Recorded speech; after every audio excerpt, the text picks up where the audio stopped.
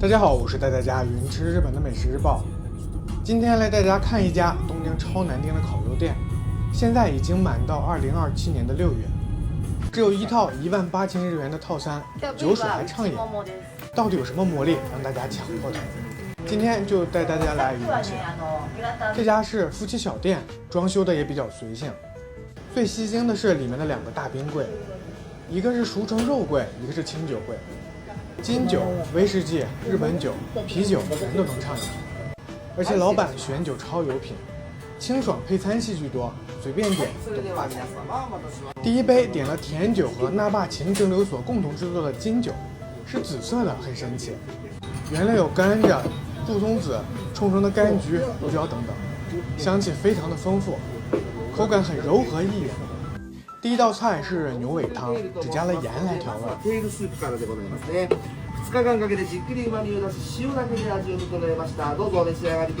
有点像和食里的昆布出汁的那种，是清淡干净的一口鲜。因为店名叫做 Nose to Tail， 所以开场就点题用牛尾开始。第二道是来自青森的 Namiki 的和牛脸颊肉的刺身。为了有更好的口感，师傅在上面切了细细的花刀。第一片推荐只蘸一点盐，入口是弹嫩带筋感，有嚼劲，可以清楚地品尝出肉的味道。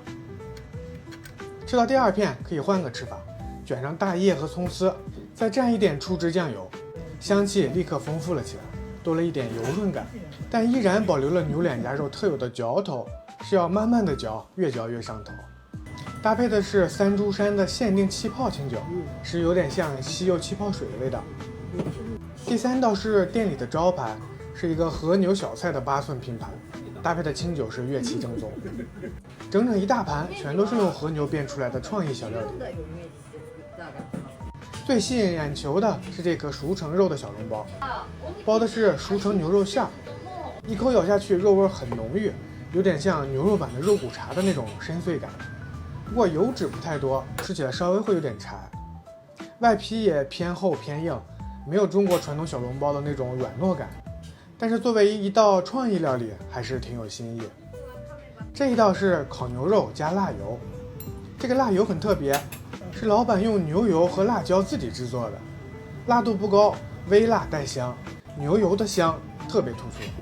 烤牛肉本身就是那种香软多汁的口感，油脂非常的饱满，配上这勺辣油，整个风味就像被点了一下火，更浓了。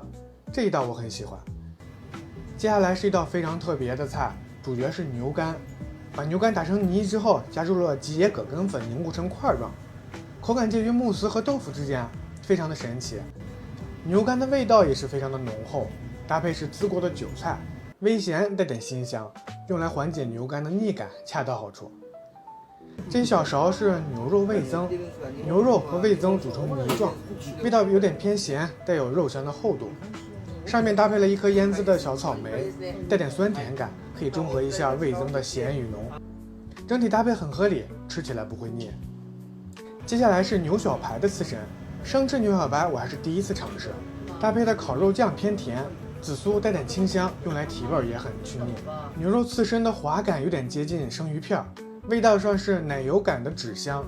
酱汁的甜咸加上紫苏的草本风味，出乎意料的好吃。这一道是炖煮的牛舌，加入了咖喱粉来提味，带一点印度风，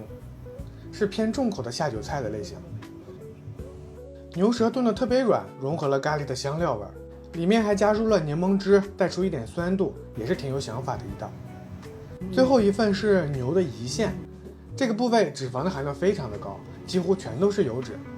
店里把它打成泥之后，再混入黄油，做成了类似西班牙布丁的质地，最后冷藏定型，表面用炭火炙烤一下，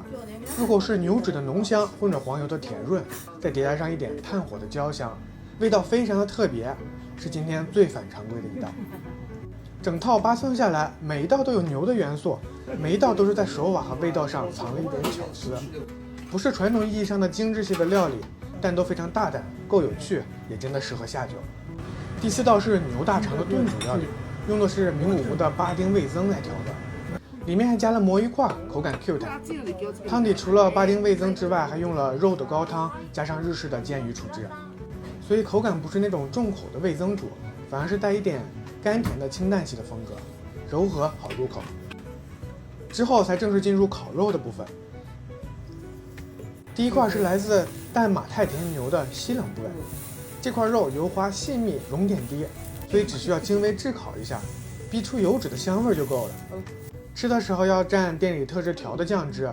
里面加入了苹果、香蕉、洋葱、柠檬，自然的酸甜味道带走一些油脂的腻感，整体吃起来不腻，这一片很好吃。第二块是熟成了55天的内腿肉，属于脂肪比较少、偏赤身的部位，熟成之后脂根更加的集中。第三块是牛腿心，属于是牛腿中的瘦肉部分，因为这一块运动量比较少，所以肉质也是偏细嫩。这一块搭配了一个炸蛋黄的天妇罗，牛肉瘦而不柴，肉香很扎实，但是油脂比较少，有点不下饭。第四块是牛大肠，除了外面一层薄薄的肠衣，剩下的几乎全是油脂，烤得滋滋冒油，入口就是那种油脂迅速在嘴里化开的感觉，满满都是浓郁的油香。第五块是熟成牛肉的内腿肉做的牛排，这里采用了一种特别的烤制手法。